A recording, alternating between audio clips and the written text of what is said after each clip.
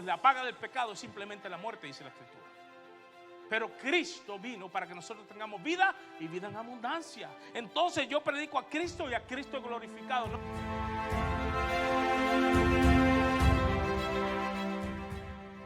Permanece la fe, la esperanza y el amor. Y estos tres, pero el mejor o el mayor de ellos es ¿cuál? El amor. Que nada nos puede separar del amor de Dios.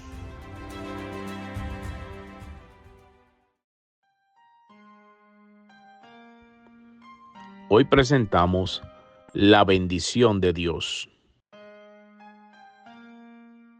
Vamos a buscar en las Biblias, nuestras Biblias en Mateo capítulo 5.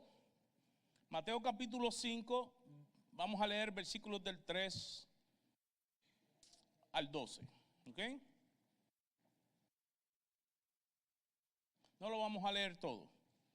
Vamos a ir leyéndolo según vayamos entrando. Como le dije la semana pasada, en una predicación semi-expositiva, esta primera parte va a ser versículo a versículo, y luego vamos a tener dos temas que vamos a traer, ¿ok? Vamos a leer el versículo 3. Pero antes de eso yo quiero leer el versículo 1 y 2, usted no lo tiene que buscar, yo lo voy a leer. Dice la palabra del Señor en el nombre del Padre, del Hijo y del Espíritu Santo. Viendo la multitud, hablando del Señor, subió al monte y sentándose vinieron a él sus discípulos. Y abriendo su boca les enseñaba. Es decir, lo que está a punto de decir el Señor es una gran enseñanza. ¿Ok? Les enseñaba diciendo, vamos a leer el versículo 3 ahora sí. Bienaventurados los pobres en espíritu, porque de ellos es el reino de los cielos. Señor y Padre, damos gracias en esta hermosa, preciosa mañana que tú nos regalas. A ti sea toda la gloria y la honra y toda la alabanza, Padre. Gracias por la salvación, por tu misericordia, sobre todo por la gracia que has derramado sobre nuestras vidas. Te pedimos en esta hora que según los discípulos, Señor, te escucharon y aprendieron y atesoraron esta palabra, así también lo hagamos nosotros en esta mañana y todos aquellos que la estén escuchando, para traer gloria a tu nombre, Señor. Y tú te agrades, Señor, de nuestras vidas. Te amamos, Señor, a ti toda la gloria y la honra por los siglos de los siglos. Amén y amén. Pueden tomar asiento, mis hermanos. La semana pasada hicimos una pequeña introducción a esta nueva serie. La serie se titula La bendición de Dios, ¿ok? La bendición de Dios. Hablamos un poco acerca de los términos de lo que significa la palabra en el original y cómo la podemos aplicar leyendo este pasaje de Mateo capítulo 5.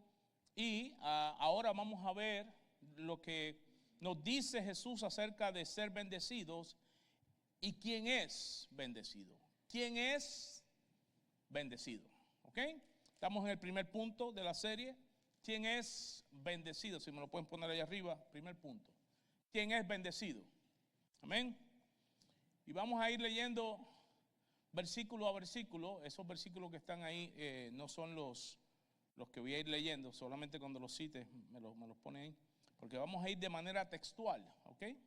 Pero en Mateo 5, Jesús nos da una lista de personas que son bendecidas, que incluyen los necesitados, los tristes, los humildes y los perseguidos. Y esto podría a veces hasta ofendernos a nosotros, ¿sí? Ya que nosotros valoramos más la fuerza, la confianza en uno mismo y la independencia, ¿sí?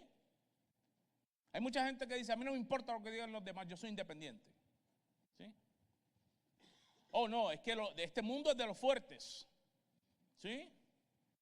En la naturaleza, el pez grande se come el pez pequeño. Sí, pero cuando son muchos pequeños se comen al grande rápido. Si no, métase en un sitio donde hay piraña para que usted vea. ¿Sí? Entonces, pero esa es la mentalidad que a veces tenemos.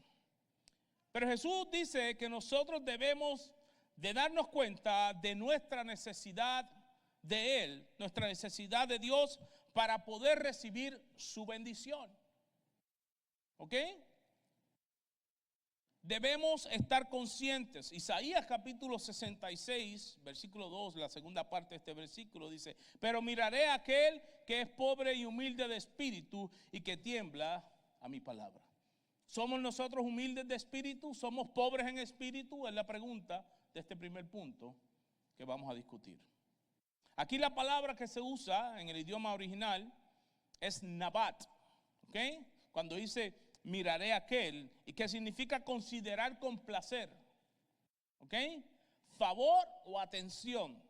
Dios mira con atención y con favor a aquel que es pobre en espíritu, ¿ok?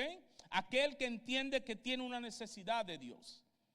Aquellos que muestran compasión y paz, quienes desean la justicia y tienen un corazón puro, son los que demuestran ser seguidores de la palabra de Dios.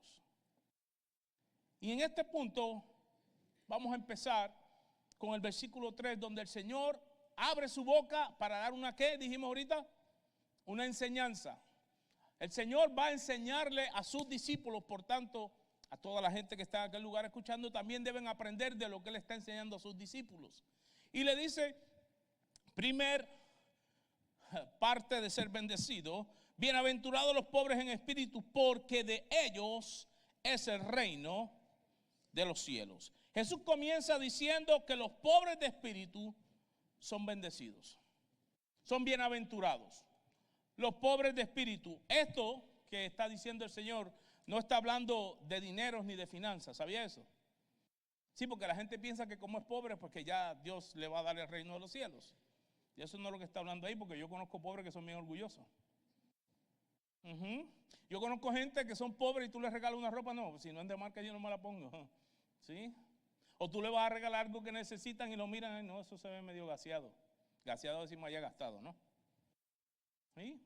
Y yo conozco algunos que,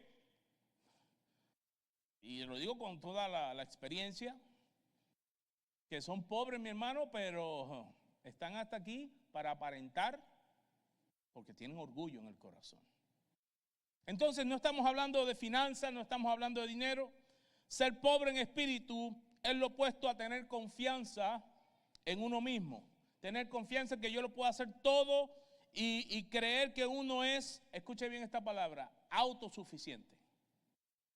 Ese es el peligro más grande para la vida de una persona. El creerse autosuficiente. Siempre vamos a necesitar a alguien. Y sobre todo necesitamos de Dios. ¿Sí? Es que nosotros no analizamos mucho esto, pero cuando lo analizamos tenemos que entender que hay un Dios. ¿Sí? Levante su mano, así, póngame las palmas ahí. Ahí. Voltee la mano. ¿Ve unas líneas en su mano? Chiquititas aquí en la punta de los dedos. Se llaman huellas digitales. Nadie las tiene igual que usted. A ver, explíquenme. Y no se repite en la historia. ¿Quién puede hacer un sistema tan perfecto si no es nuestro Dios? Haga así. Qué rico. ¿Todavía está viviendo? Quiere decir que respiró oxígeno. Aunque usted no lo ve, Dios lo ha provisto. Hay gente que dice, es que yo no veo a Dios. Eso no quiere decir que no exista, porque usted subsiste con algo que no ve, que es el oxígeno. ¿Usted vio? Necesitamos de Dios. De hecho, estaba mirando en estos días la perfección en que funciona todo en este sistema, en esta galaxia. Si se sale un poquito de su funcionamiento, se destruye en microsegundos. Es una realidad que dependemos de Dios. Creas o no creas. Hay gente que no cree en el sol, pero si sale hoy al mediodía y se queda ahí parado, yo le aseguro que en una hora entra como una langosta hervida. Digo, si es blanco. Y si no, se pone prieto. ¿Sí? Porque el sol lo va a quemar aunque no lo crea. El que yo crea que haya o no haya un Dios no significa que Él no está ahí. Y que mi vida no depende de Él. Ahí está. Entonces, el peligro más grande es creerse autosuficiente y usar su propia fuerza, su propia bondad y su propia justicia. Porque está demostrado que nosotros los seres humanos no somos justos. Vea, Aquí va. Si usted está en su casa lo más tranquilo y le meten una pedrada a su ventana y se la desbaratan, y cuando usted sale es un muchachito de 16 años que está tirando piedra, usted corre inmediatamente donde el papá de ese muchacho: me tienen que pagar la ventana. ¿Sí? Porque mira, eso es un bandido, se pasa tirando piedras por el barrio. ¿Sí? Pero si es el hijo suyo: oh, vamos a ver cómo trabajamos esto. Fíjate que es que mi hijo fue cosas de muchacho. ¿Usted vio? ¿Usted vio? Somos injustos. Entonces no podemos confiar en nuestra justicia. Por eso debemos ser pobres de espíritu. Cuando eres pobre de espíritu, entonces verdaderamente estás siendo bendecido. Cuando entiendes que tú no puedes por ti mismo, que necesitas a Dios, entonces tienes bendición en tu vida. ¿Ok? De hecho, son personas que saben que no pueden ganarse la entrada al reino de Dios. ¿Ok? Jesús dice que ellos ya han sido bendecidos porque el reino de los cielos ya les pertenece. Y no es, mi querido hermano, que ser pobre de espíritu te hace salvo, sino que es una de las cosas que se necesita para poder reconocer a Dios.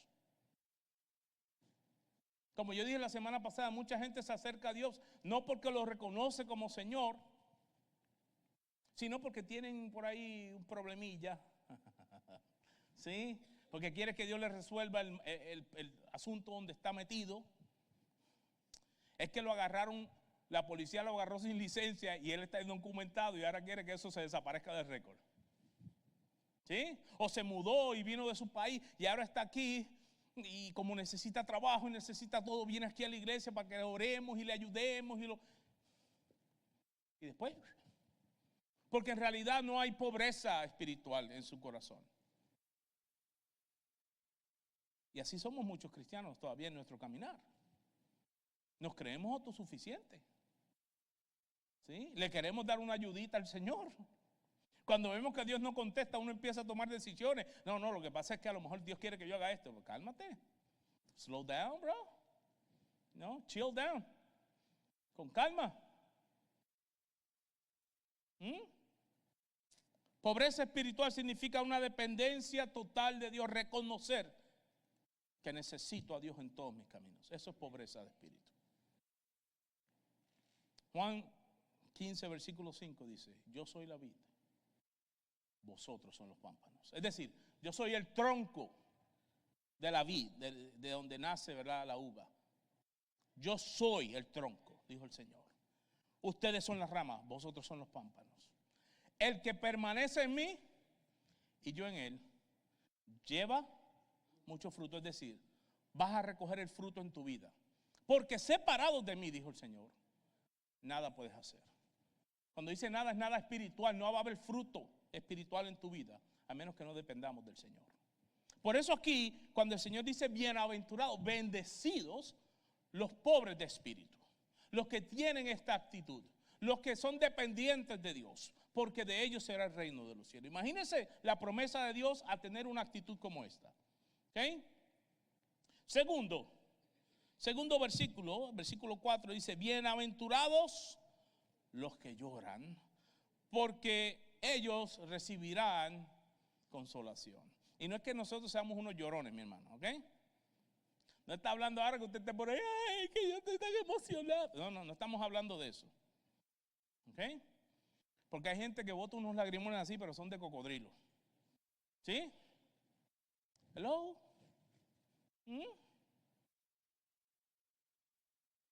Sí, por si al Señor lo recibieron llorando y gritándole: ¡ay, Hosana, hijo de David! En 5 días le estaban diciendo: crucifíquenlo.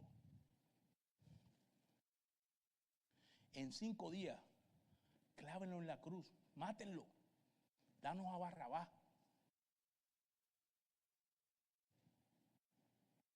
Yo conozco hombres que lloran pidiéndole perdón a la mujer y al otro día van y vuelven, se van con su amante.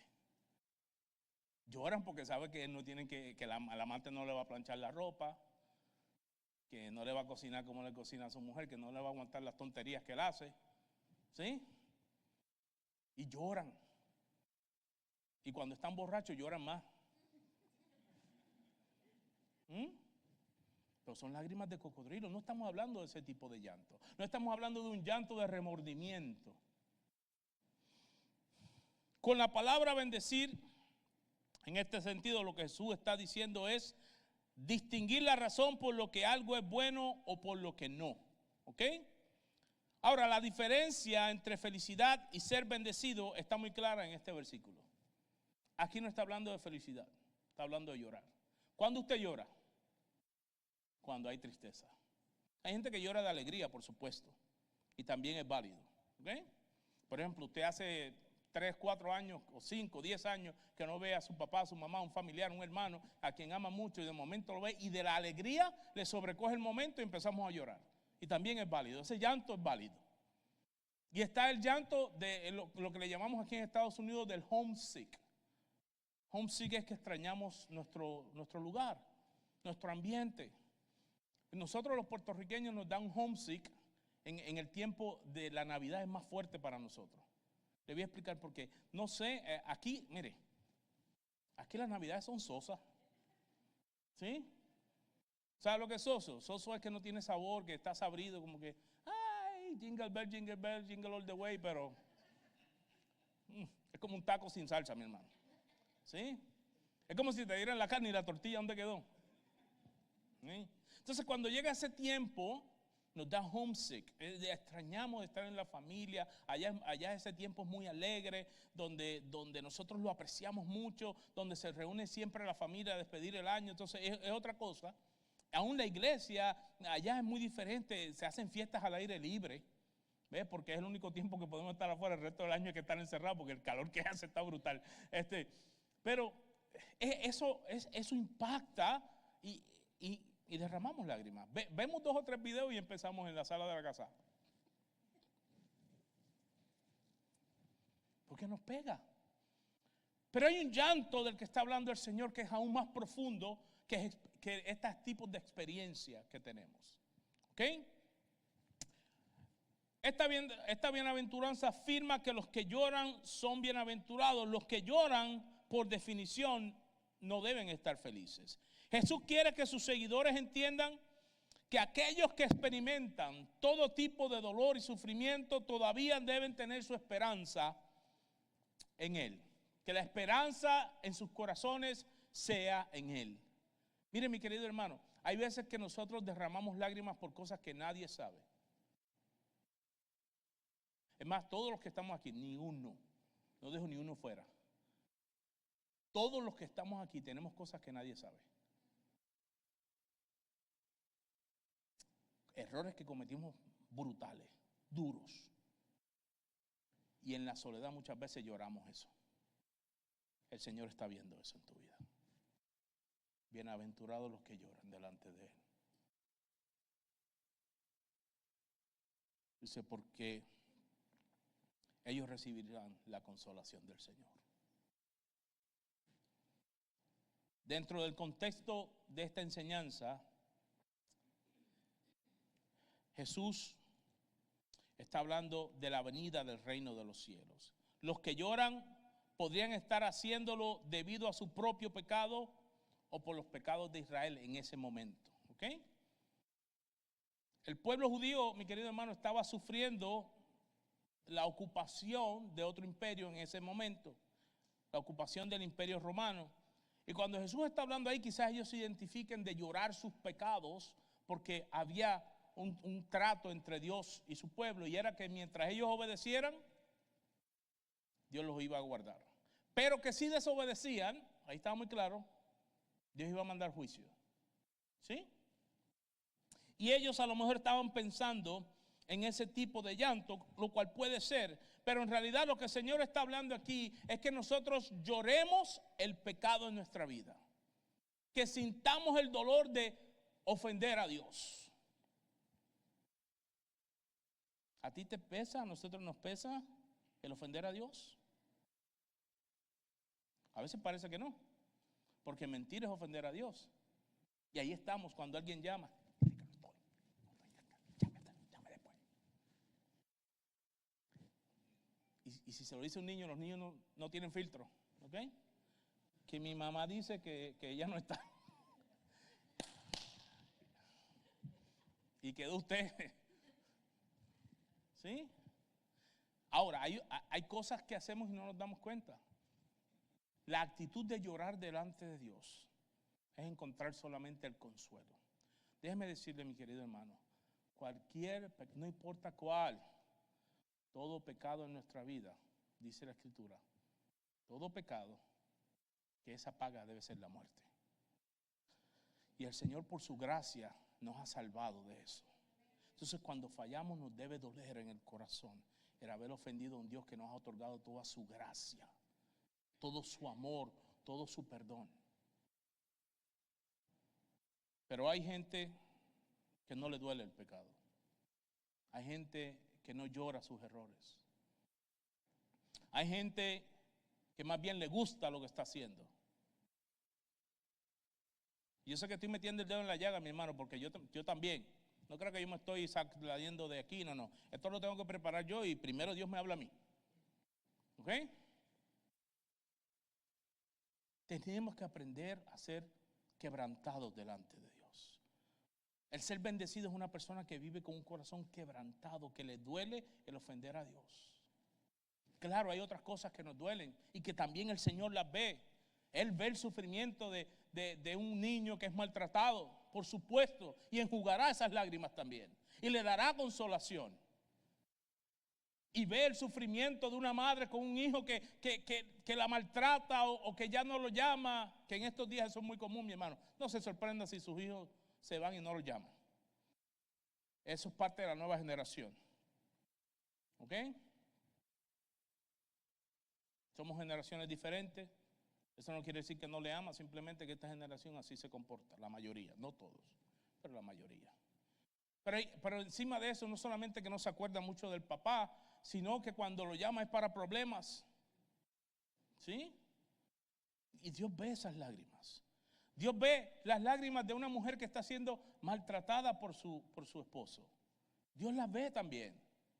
Dios ve tu sufrimiento y te consolará, pero sobre todas las cosas, consuela el llanto de nuestro pecado.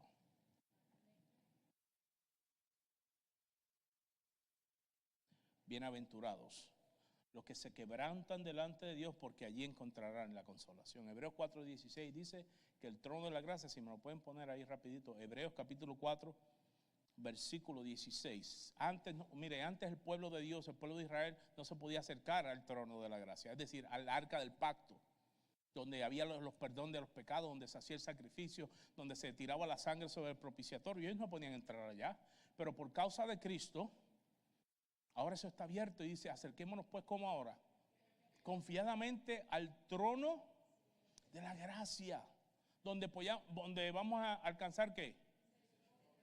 ¿Para qué?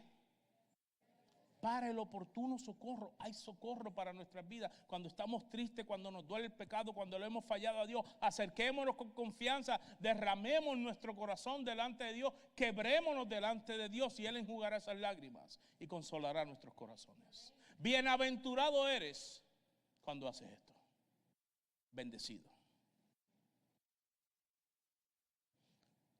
Vamos al tercero. Versículo 5.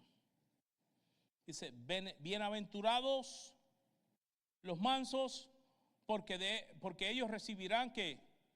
La tierra por heredad. Bueno, para mí la palabra manso, yo siempre la asociaba a animales, ¿sí? Y ese perro muerde, no, es mansito. Y el perro enseñándote los colmillos.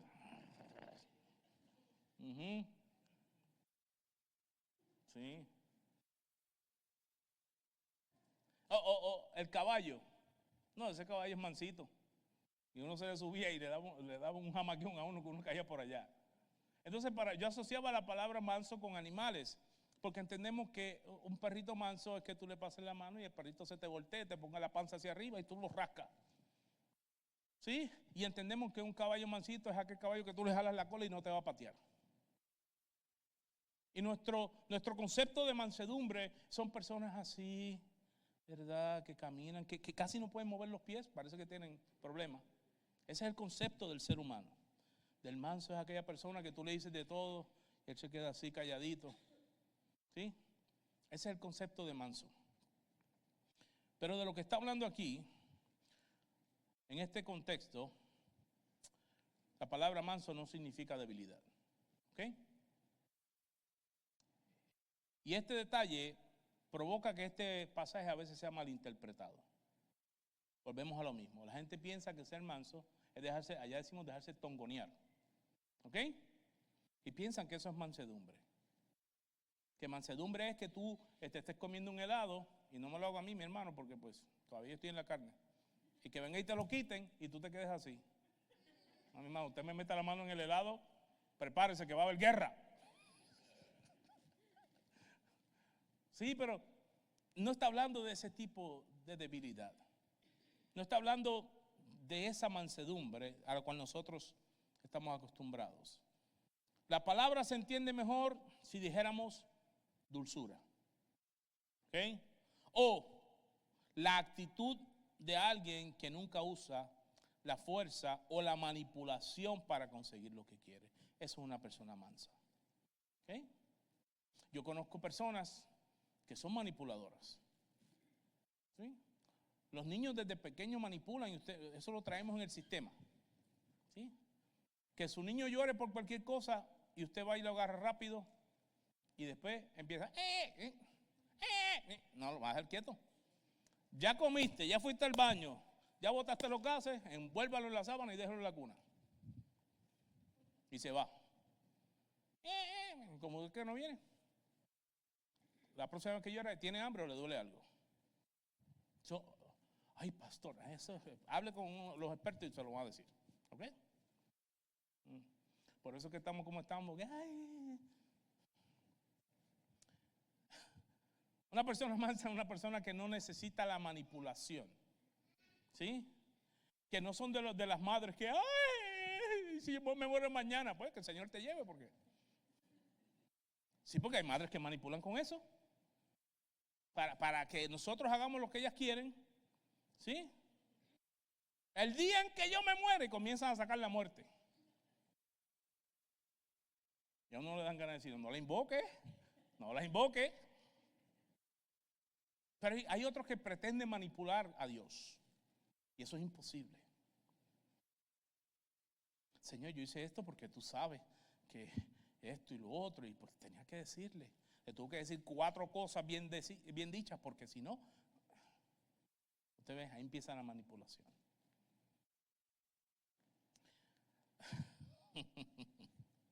La mansedumbre, desde una perspectiva cristiana, tiene mucho que ver también con la fe. Una persona mansa es una persona que se sujeta en fe a lo que Dios establece en su palabra. Eso es mansedumbre. Y ahí sí se pone la cosa un poquito más seria. Porque Dios pide confianza total. ¿Ok? Dios te dice que no pagues el mal con mal.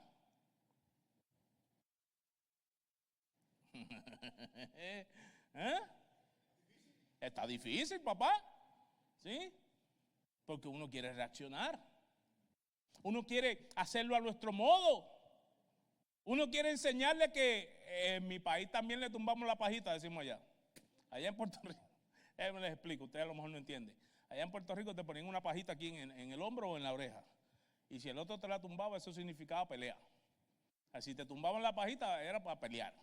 Entonces hay gente que dice, no me tumbe la pajita. ¿Ok? Pero Dios dice que no, y esa es la mansedumbre, someternos a la palabra de Dios, a la voluntad de Dios, de eso es lo que está hablando. Hay veces que tenemos que ser valientes y decir la verdad, y eso no significa que usted no sea manso. En ese momento, si usted se está sujetando a la palabra de Dios y está hablando lo que Dios dice, esa es la verdadera mansedumbre, aunque le cueste a usted, eso lo vamos a ver más adelante. Pero nos cuesta la mansedumbre. La verdadera mansedumbre nos cuesta porque tiene que ver con la obediencia en fe a Dios. And we don't like that. Yo tengo criterio propio. A mí nadie me dice lo que tengo que hacer. Y que se cree. Que no me busque el ladito porque me lo va a encontrar. ¿Sí? Y se nos olvida que somos hijos de Dios y que si queremos ser bendecidos, nuestro corazón tiene que ser manso.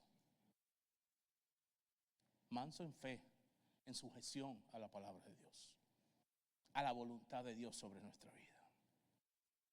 Muchos de los problemas que traemos en nuestra vida es falta de mansedumbre, falta de sumisión a la voluntad de Dios, entendiendo que el método humano es mejor que el de Dios. Que si yo no saco y le pego la mano, se me van a trepar encima y todo el resto de mi vida me van a estar manipulando. Para eso está la oración, la dependencia del Señor. ¿Sí? ¿No dijiste que Dios pelea por ti tus batallas? Habla, Señor. Cuando digo que alguien pelee por mí, yo me quito, yo no quiero recibir los golpes. Cuando yo era muchacho, lamentablemente uno siempre tiene una que otra pelea. ¿Cuántas veces me hubiese gustado que alguien dice, yo peleo por ti? Pues dale tú. ¿Sí? Y el Señor dice, yo pelearé por ti tus batallas, pero ese sí somos mansos. Si nos sujetamos a su voluntad, entonces vamos a ser bendecidos porque vamos a ver la mano de Dios obrar en nuestra vida. Ay, yo nunca veo a Dios obrar porque nunca lo deja. Deja que Dios obre en tu vida. Deja que sea Él. ¿Sí? Y mire, y nosotros los puertorriqueños somos emocionales. Y a nosotros, y yo no sé cuántos, quizás los cubanos y el caribeño es más, todos los latinos son emocionales, pero el caribeño es como más intenso, tú sabes. Y nos cuesta la mansedumbre. Porque en nuestras culturas es el más bravo el que sale adelante, ¿ok? ¿Sí? Miren, mi hermano, si a alguien en Puerto Rico se le quiere colar en la fila, ¡ay, papá! Se forma la de San Quintín. ¿Sí? Vuelan los potes de habichuela allá y allá decimos a los frijoles de habichuela. Les jalonean el carro porque somos de sangre caliente. Y al latino en general le cuesta la mansedumbre. Pero es un mandato de Dios. ¿Quieres ser bendecido? Sé manso en tu corazón. ¿Quieres la verdadera bendición de Dios? Bienaventurado, dijo el Señor, los mansos, porque ellos recibirán la tierra por heredad.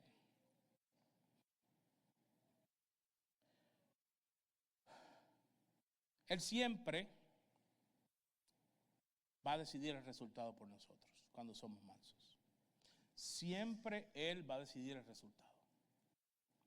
¿Usted piensa que fue fácil para José ser vendido por los hermanos? Después esclavizado en Egipto. Después acusado falsamente. Y después, como decimos allá, chuparse varios años en la cárcel. ¿Usted cree que fue fácil para José? ¿Usted cree que José andaba brincando en un pie de alegría? Diciendo, ¡ay, Señor, qué rico! ¡Ay, qué bueno que esta me hizo esto y me mandó para la cárcel! Estoy tan contento, Señor. ¿Usted piensa que José dijo eso? Pero José fue manso y se sujetó y esperó en el tiempo de Dios. Y Dios trajo el resultado. Moisés, se dice que Dios le dijo que era un hombre manso a Moisés. Déjame le explico quién fue Moisés. Moisés fue un asesino. Él mató y trató de encubrir el asesinato. ¿Okay?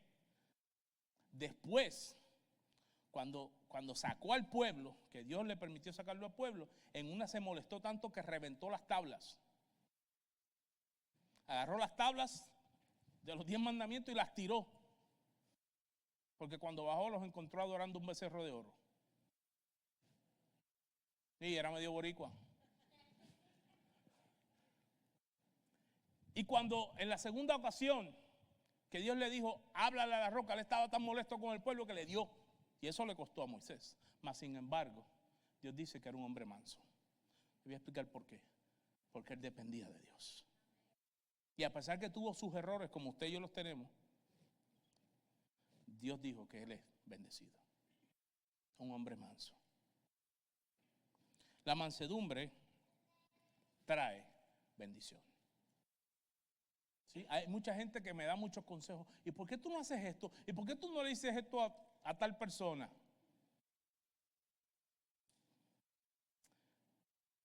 Porque yo lo puedo hacer. Claro que sí. ¿Usted se cree que yo no sé hablar? Y bastante clarito que hablo. Pero esa batalla no es mía. Yo me sujeto en mansedumbre a lo que dice la palabra del Señor.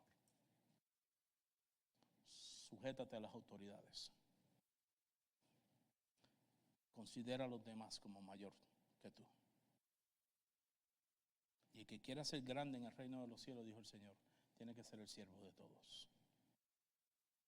Es que cuando somos bíblicos nos va a costar.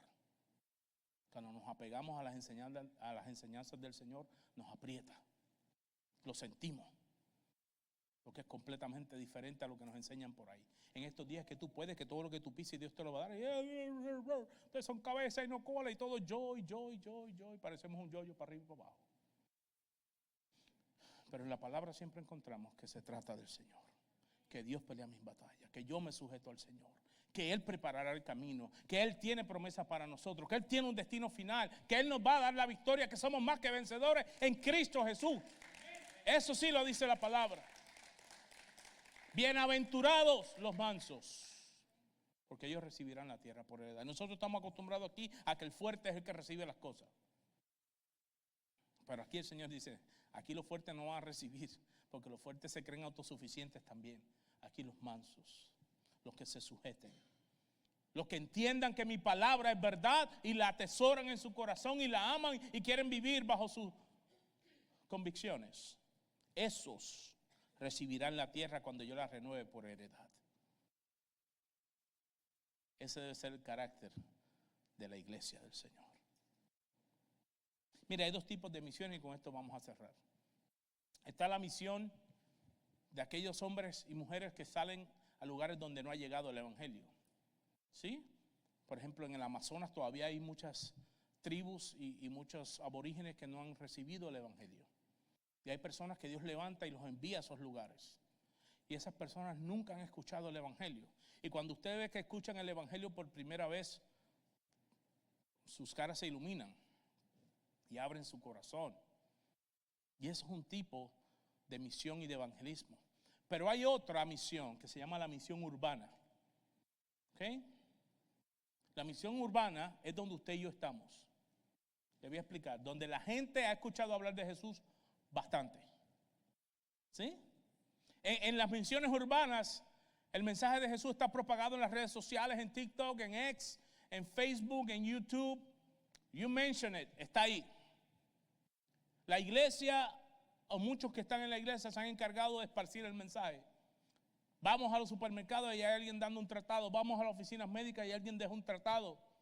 La gente aquí, mire, aquí las iglesias es como en mi país los chinchorros. Los chinchorros allá son negocitos donde venden frituritas y cositas así. Y donde quiera hay uno. Y aquí también, aquí las iglesias, yo digo, wow, pero en esta calle hay cuántas iglesias, cuéntala. ¿Sí? ¿Cuántas iglesias hay aquí? Muchísimas. Y si seguimos subiendo hay más y más y más por ahí para arriba. Entonces, la misión urbana es muy diferente, porque aquí a nosotros, a la iglesia, no solamente es anunciarle el mensaje, sino que ahora la iglesia tiene que vivir el evangelio en medio de una generación que es perversa. Entonces, la bendición está en ser pobre en espíritu, en llorar y quebrantarnos delante de Dios, y con mansedumbre sujetarnos a su palabra. Cuando el mundo comience a ver eso en la misión urbana, entonces la gente va a empezar a creer en un mensaje que se está predicando. Póngase en pie, mi querido hermano. Yo sé que estas predicas son retadoras. Yo sé. Porque a mí también me lleva a esto. A mí me aprieta más porque la gente espera del pastor mucho más. ¿Sí? La gente tiene el concepto de que el pastor funciona a un nivel diferente. Pero no, nosotros hemos sido bautizados con el mismo espíritu, tenemos el mismo Señor y tenemos la misma fe. Aquí no hay unciones especiales. No se lo crea, mi hermano. Aquí lo que hay es un propósito de parte de Dios y Él levanta personas conforme a su propósito en cada lugar. Pero a mí también esta prédica me aprieta. a mí también me dice, papá, tienes que ser manso.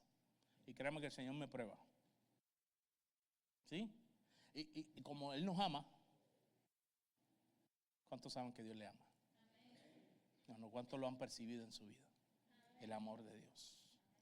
Y como Él nos ama y no hay un Padre más perfecto que el Señor, Él también nos disciplina. ¿Sí?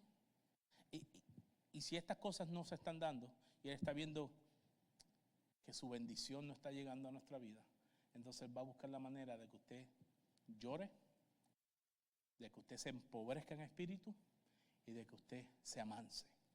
¿Sí? En estos días escuché un señor hablando de los tiempos de los cañaverales de Puerto Rico. Y él decía que él se acordaba cuando era muchacho que él vivía entre cañaverales, donde había unos pasillos así donde pasaban los camiones a recoger la caña, y que cuando su papá quería domar un caballo, él se le subía y lo llevaba a galope por todos esos pasillos que a veces tenían 6, 7 millas. Y dice que le daba al caballo, hasta que el caballo botaba espuma, el sudor. Y el caballo se cansaba, se amansaba. Entonces lo llevaban y el papá se subía al caballo y 2 personas con 2 sogas a cada esquina lo aguantaban para que el caballo aprendiera el paso fino. ¿Okay? Que es un deporte que se practica con los animales allá.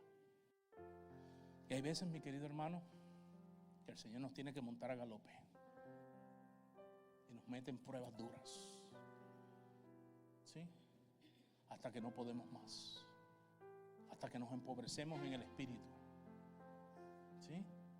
Hasta que lloramos nuestro pecado y nos quebrantamos delante de Él, y hasta que comenzamos nuestra voluntad, la voluntad de Dios. Es por eso que son tan necesarias las pruebas, ¿sí? Por eso es que la fe será probada por la prueba. Pero si Dios te halla, escuche bien, pobre en espíritu, si te halla llorando delante del quebrantado y te halla manso, entonces eres bendecido. Señor y Padre, en esta mañana damos a ti toda gloria, toda honra y toda alabanza, Padre. Tu palabra, Señor, ha sido predicada, Señor, y ahora yo me sujeto a tu voluntad, Padre. Ya hice lo que me mandaste a hacer. Sé tú glorificándote, no solamente en la vida de mis hermanos, sino en mi propia vida, Padre. Provoca a mí, Señor, un corazón pobre en espíritu. Causa en mí, Señor, un corazón quebrantado que llore delante de ti. Provoca en mí, Señor, un corazón manso que se sujete a tu voluntad y traiga gloria a tu nombre, Padre. Gracias, Señor. Ahora te pedimos que lleves a mis hermanos con bien a sus destinos y te glorifiques en sus vidas, Señor. Y como dice tu palabra, sabemos que tú estás con nosotros todos los días hasta el fin del mundo. A ti sea toda gloria y honra, en el nombre de Cristo Jesús.